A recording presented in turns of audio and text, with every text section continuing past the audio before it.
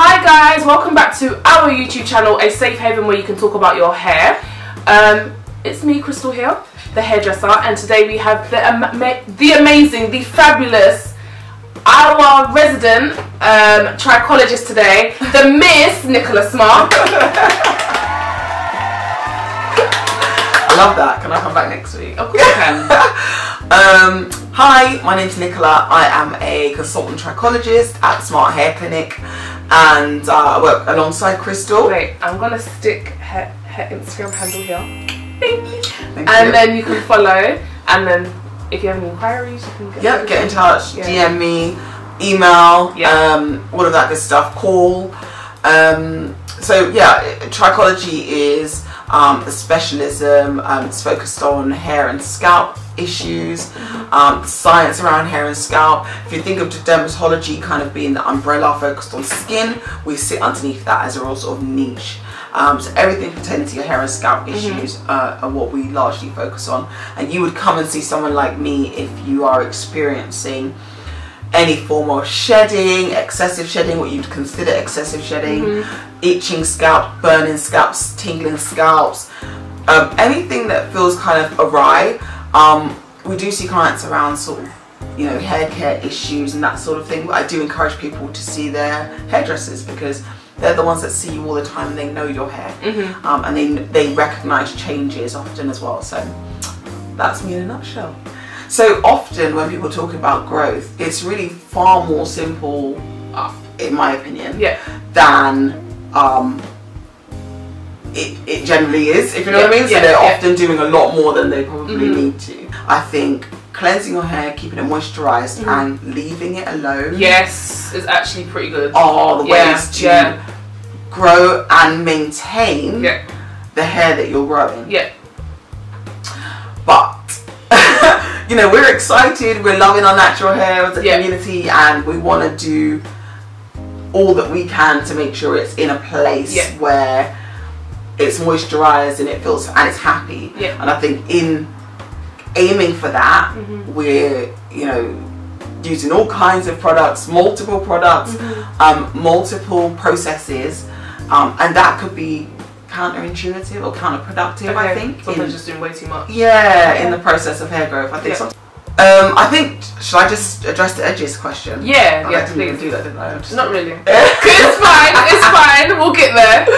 So, okay, edges. I'll tell you what not to do. I think what you shouldn't be doing is, I see a lot of people doing this. Massaging. But loads of products say, massage in, and I think there's massaging and there's massaging. So we would massage as trichologists. But our massaging means lifting the scalp, not causing friction on an area that might already be compromised. Okay, fine. Right? Cool. So it's about how you do that. If you're massaging your head, you need to be lifting the scalp and really rubbing and moving the scalp around, not the hair. Okay, interesting. Good so, I would say avoid rubbing. Don't be over reliant on products to fix the problem. Often if there's hair loss there that is temporary, which is the case a lot of times, it may well regrow on its own. Okay, so Ms. Nicola, are there any products that are actually topical that work for growing hair or growing edges? There is. There is one thing that is FDA approved. That's a topical product that you can use. So you get it from a pharmacy, or how do you go about getting these kind of things? You get it from your trichologist or your dermatologist. I don't even. Maybe your GP could prescribe it. I don't think so. It's not the kind of thing they would prescribe. I don't think. I don't know for sure, but definitely a dermatologist, your trichologists will be able to get you those kinds of products. There are quite a few options, but that's sort of the main topical one. There's also an oral option, and that would need a prescription. But is the one we spoke about? So what is the name?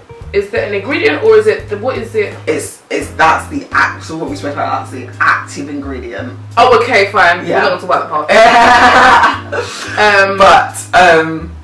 There just there's hope. So basically, if you're having issues with hair growth, then your advice would be to go and see a trichologist who could possibly prescribe a topical or oral prescription. Yes. And it's scientifically proven that Yes. it works, and you've seen the results before. Yes, FDA approved, and it works. But so we can't prescribe, but we basically can source these products, or we'll have these products on hand, and it's FDA approved. FDA approved that it grows hair now. Yeah. Obviously, we've got to go by on a case by case basis, yeah, right? yeah. So, it works really well in a third of people. So a third of people will see full regrowth. Wow. A third of people might see some sparse regrowth and thickening. Yeah. And a third of people might not see anything. Can I ask, Mick, when you stop using the product, does the hair stop growing, or it's So anything that you have to use from here on out, I guess it depends, right? Yeah. You can always try to use it if it's a traction and it's not a genetic hair loss. Okay. You can try see if it stimulates some growth and see if that is maintained if you stop using it. Yeah. There have been cases though where people have used it, it's worked, they've stopped using it and then tried again and it hasn't worked. Interesting. So that's just something to bear in mind. Yeah.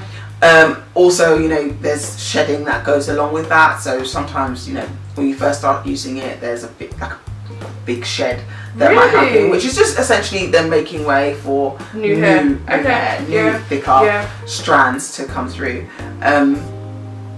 But just be mindful that it doesn't necessarily work in everybody. Yeah. But if you're serious about it and it's something you really are passionate about fixing and you really want to fix, and that's gonna help you go about your day to day, then it's certainly an option. But yes, you have to be consistent with it. So at what point would you recommend somebody to go and see, possibly go to Turkey or go and get a hair transplant, or like what point, like how would you categorize everything, like what extreme is what? Like I'd say the topical is the beginning, and that might be combined with something oral or something else. And the hair transplant is at the end. So that's the beginning and the end that we're talking about here, right? Spectrum, I think mainly because obviously it's expensive. It's invasive. And although it can yield some really good results on Afro hair. As in which one? The transplant. Transplant. At that end of the spectrum. It can yield some really good results.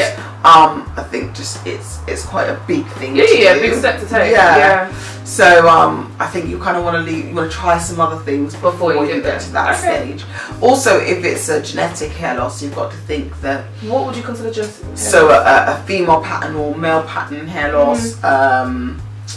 There's some hair losses where actually you might not be eligible for a transplant. So it depends on the type of hair loss, but if it's a genetic hair loss, a female pattern or a male pattern hair loss, you've got to think that recession is a process, right? So if you get a transplant too early into that process, the remainder of the hair may still recede in that pattern that it does, right? So that then means you might have to go and see that transplant surgeon multiple times.